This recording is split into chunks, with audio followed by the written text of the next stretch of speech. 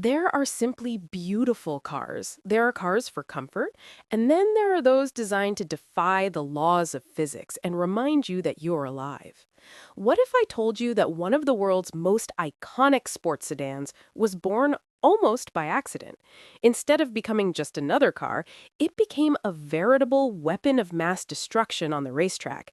This is the Mitsubishi Lancer Evolution, the car that transformed a perennial underdog into a true king of dirt, gravel, and asphalt.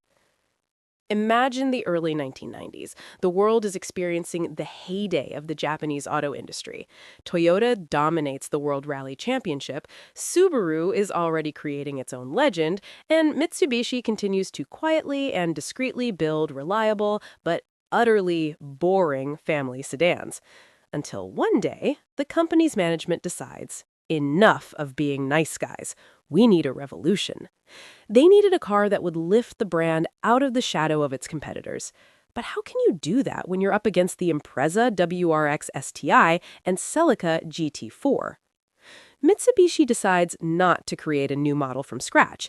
They take a regular production Lancer sedan and take the fastest route to success. They load it up with technologies the world had never seen before and call it all the hype evolution. They had no idea that this decision wouldn't just create a competitor for Subaru, but would spark a full-blown automotive war.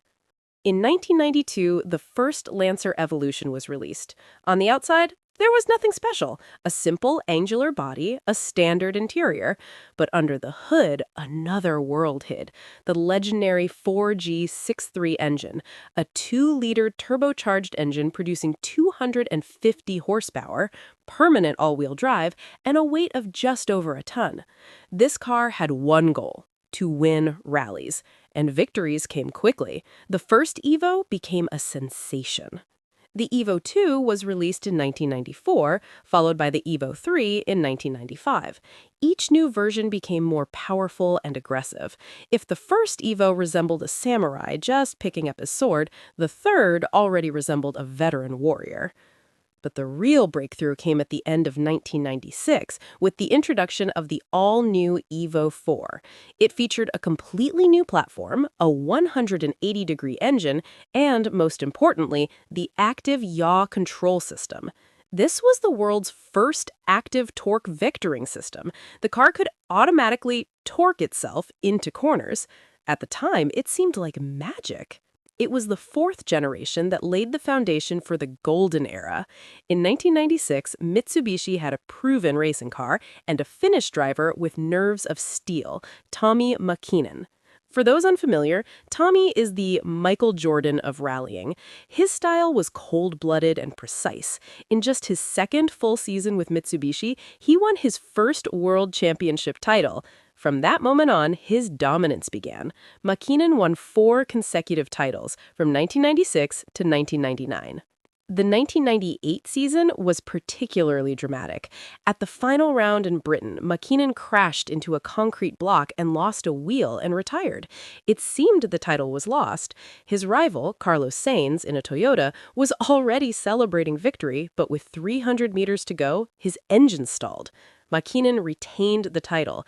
It was one of the most incredible endings in motorsport history. Mitsubishi has had 10 generations of the Evos, but several have become part of history forever. First and foremost is the Evo 6 Tommi Mäkinen edition. This version was created to commemorate the Finn's 4th title. Aggressive styling, a red and white paint job, a nod to sponsor Marlboro, a titanium aluminum turbocharger for quick response, and a retuned suspension. This car is now a collector's item. Then came the Evo 9 MR, Mitsubishi Racing. Many fans consider the 9 to be the pinnacle of its evolution. A minimalist look, perfect balance, and M-Bike. The Evo 9 MR was available in 2 versions, the GSR with comfort and air conditioning, and the RS, a bare-bones racing car without soundproofing or ABS. And finally, the Evo 10 Final Edition, the final chord. 303 horsepower, improved I-box suspension, Brembo brakes. Only about 1,600 were produced. Why did Mitsubishi cease production? The world was changing faster than the Lancer itself. Strict environmental regulations, development costs, and the company's shift to crossovers took their toll. In 2016, the legendary series officially ended. But can a legend truly end? For fans, the Evo is more than just a car. It's an era. The irony is that Tommy McKinnon himself, after retiring, moved to Toyota and built the Yaris YRC, which now dominates rallying. The Evo created a champion, and the champion created a powerful Toyota. It's a full circle.